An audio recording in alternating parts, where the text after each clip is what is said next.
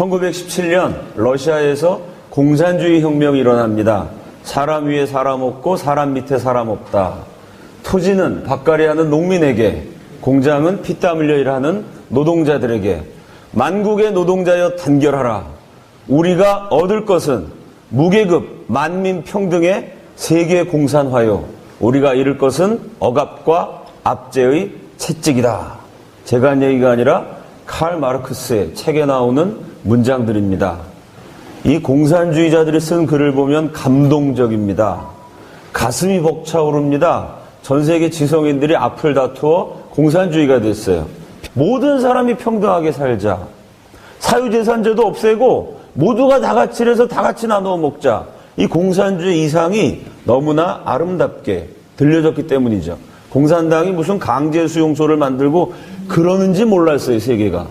전 세계가 속았던 거죠. 그 1917년 러시아 혁명이 일어나자마자 전 세계 지성인들, 화가들, 지도급 인사들이 스스로 공산주의 간첩질에 나서는 그 순간에 세계에서 제일 먼저 공산주의는 망한다. 연설을 한 최고의 반공투사가 이승만입니다. 공산주의 혁명이 일어나갖고 전 세계가 열광하고 찬사를 보냈는데 이승만 딱 혼자 얘기했어요. 반드시 망한다. 세계 정세가 이상한 방향으로 흘러갑니다. 전 세계 무려 40개국의 역사가 똑같아져요. 이건 있을 수 없는 일이죠. 40개국 역사가 똑같아졌다는 것은 누군가 배후에서 조종한 세력이 있었다는 얘기죠. 어떻게 똑같아지느냐? 지도자들이 연설한다고 칩시다. A 이렇게 말해요. 좌파 우파 너무 따지지 말자. 사람마다 성격이 다르고 의견이 다른 거다. 좌파도 좌파 나름대로 애국을 하는 거고 우파도 우파 나름대로 나라 사랑하는 거다. 단지 길이 다를 뿐이니까 너무 좌파냐 우파냐 이런 거 갖고 싸우지 말고 있는 힘을 합쳐서 다 같이 우리 민족끼리 뭉쳐서 좋은 나라 만들자. A는 이렇게 연설해요. B는 당신의 아들이 공산주의자면 부모 자식의 인연을 끊어라. 당신의 동생이 공산주의자면 호적을 팔아. 공산주의자는 절대로 가족이 아니다. 가족인 것 같지만 원수가 돼서 당신 집안을 망친다. B는 이렇게 연설해요. 국민들이 A를 좋아하겠어요? B를 좋아하겠어요? 당연히 A가 좋죠. 뭐 때려잡자, 호적을 팔아, 부모 자식 간의 인연을 끊어라. 듣기에 부담스럽죠? 이 40개국이요. 좌파 우파 따지지 말고 힘을 합쳐서 좋은 나라 만들자.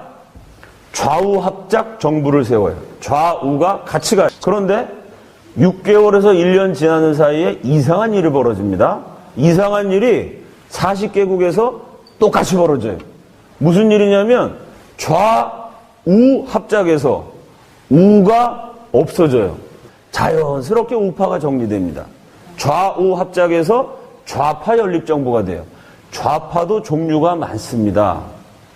사회주의, 또 뭐 사회민주주의, 진보주의, 뭐 이 공산주의자 가운데서도 소련의 지령을 받는 소련파 공산주의, 공산주의자지만 소련의 지령을 안 받는 자생적 민족주의적 공산주의, 공산주의자 가운데서도 파벌이 나뉘어 있어요.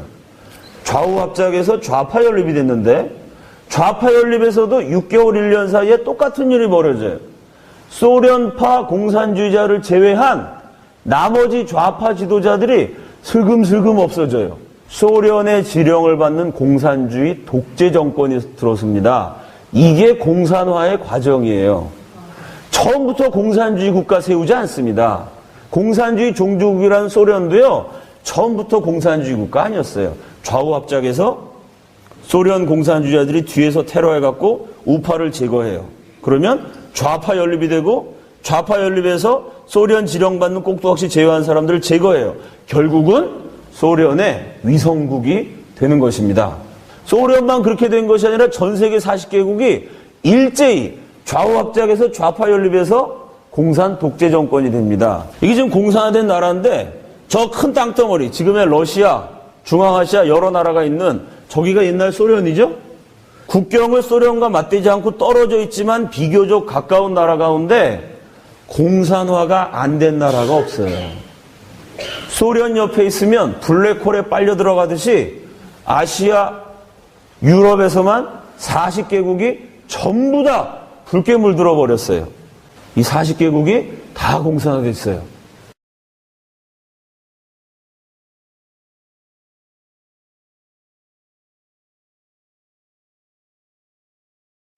북한은 1일 박근혜 정부의 통일론을 흡수통일론이라고 비난하고 연방제 방식의 통일 방안을 거듭 주장했습니다. 북한은 자신들의 연방 제한 34주년을 앞두고 발표한 외무성 군축과 평화연구소 대변인 담화에서 현 남조선 당국자는 유엔 무대에까지 찾아가 독일 통일과 억지로 결부시키면서 흡수통일 야망을 공공연하게 드러냈다고 비난했다고 조선중앙통신이 전했습니다. 담화는 남한이 진심으로 통일에 관심이 있다면 연방과 연합제 방식의 통일 문제에 대한 민족적인 논의에 응할 수 있는지 입장부터 명백하게 밝히라고 촉구했습니다.